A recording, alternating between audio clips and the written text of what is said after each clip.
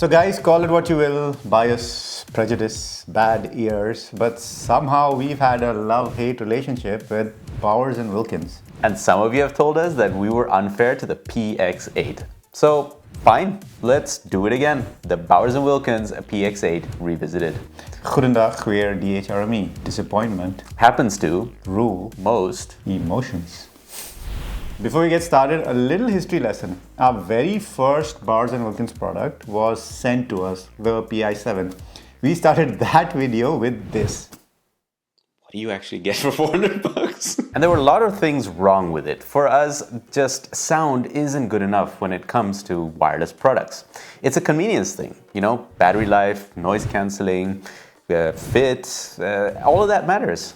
Yeah, and just to be clear, we're not saying sound does not matter, but within the context of wireless products, sound is A, limited by Bluetooth, and B, you get much better value for money if you're going wired. So that's why we're saying sound is important, but everything else matters much more for wireless products. So, for example, we gave the AirPods Pro 2 a good review, something we bought ourselves with our own money, and the Bose Quiet Comfort 2 we gave a more neutral review, also something we bought with our own money. Yeah, and we also didn't say great things about the Moondrop Alice, also something we received for free as a review sample. So, are we biased? Well, you decide. And after the Pi7, the next product we wanted to review was the Bowers & Wilkins Px8 S2.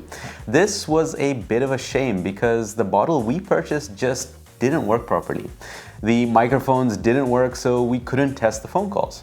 And some of you commented that we shouldn't have tested the ANC on them because there could have been something wrong with those mics. Well, we did anyway, and you know what? It was fine, you know, not great, but fine. Overall, again, we thought this was a good product, just not great value for money. So what about the Px8? Well, we bought this ourselves this time. And you know what? There were a lot of things that we liked. The build, the looks, the buttons. And the Bowers & Wilkins always have a personality in the design department. Premium materials, unique looking design, and buttons that work. But yes, you knew there was a but coming, and so did these guys. The harmonic imbalances in the treble make it sound very, very compressed. And while this isn't really a knock against the other intangible qualities, which are, again, fine, it's bad enough to where those benefits aren't really able to come through all that much. So they're kind of lost as a result of the presentation overall. So let's recap the other aspects of the Bowers & Wilkins Px8. Apart from the looks, build, buttons, you know, the three things we talked a lot about, it does a few more things right. It comes with an excellent multi-point connection. You know, it was very stable and very well implemented. You can even initiate, you know, pairing from the app, and you see a list of your paired devices, and you don't have to do any fancy finger gymnastics, press some 4 buttons together to start pairing. So that was really nice. And speaking of that app, it gives you a few settings. Not too many, but some of the basics, like a basic EQ, your ANC controls, and a few extra tweaks. And then there's the sound, right? Like, we liked it, guys. I mean, we like the sound, and we've used the word spicy, and it does have a very spicy sound signature out of the box, and that's what makes the Px8 a very fun sounding pair of headphones. But do not expect it to be, you know, the most audiophile, detailed, neutral kind of headphones. They're simply not, and that limited EQ with just the bass and treble sliders does not give you that flexibility either. Yeah. And if you're hard of hearing or go hard with music, then the Px8 is for you. But don't try this at home, kids, because they get loud, like really loud. Yeah. And then there's a transparency mode, which is pretty decent. We called it tier C. You know, we have tiers from A through F, and C is in the middle, and it puts it in the company of Px7 S2. So I don't think there was anything wrong with those mics. And the Bang & Olufsen Beoplay H95 and HX. Now, these are even better for transparency than the Bose 700 and the QC45, but a bit worse than the Sony WH-1000 XM5 and the Focal Bathise. And here's where the Px8 just failed to deliver. The ANC was just embarrassingly bad. Almost the lowest tier at tier E. We ranked the Px7 S2 there as well. Bowers & Wilkins really needs to step up its game in this space. And another area where the Px8 is behind its times is the battery life. It only gets you 25 hours with ANC on. Now, this used to be a respectable number like, what, 3 years ago? Yeah. But now we're seeing headphones come out with twice that number.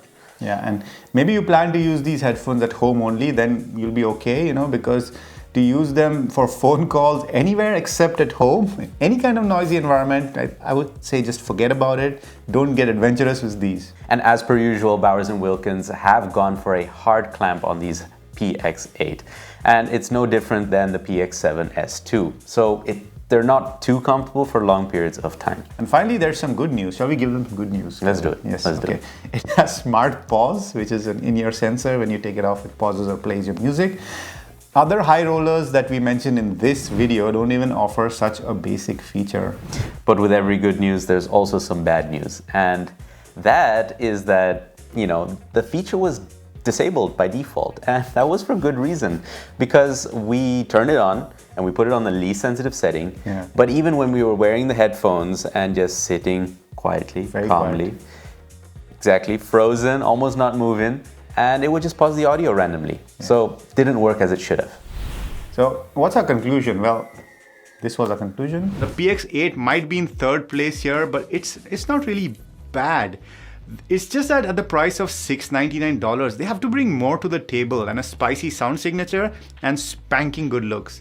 The subpar ANC and mic performance are also impossible to ignore.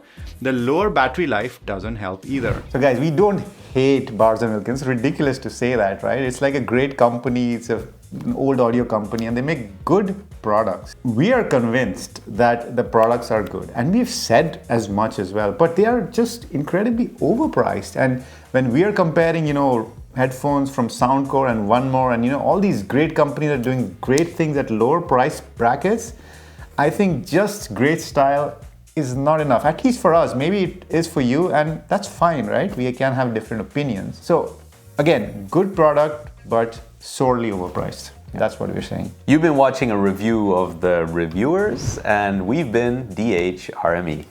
Namaste. Do you think that worked? What worked? The focus? I don't know. I was sometimes ahead, like in the front, I was coming back. Yeah, I know.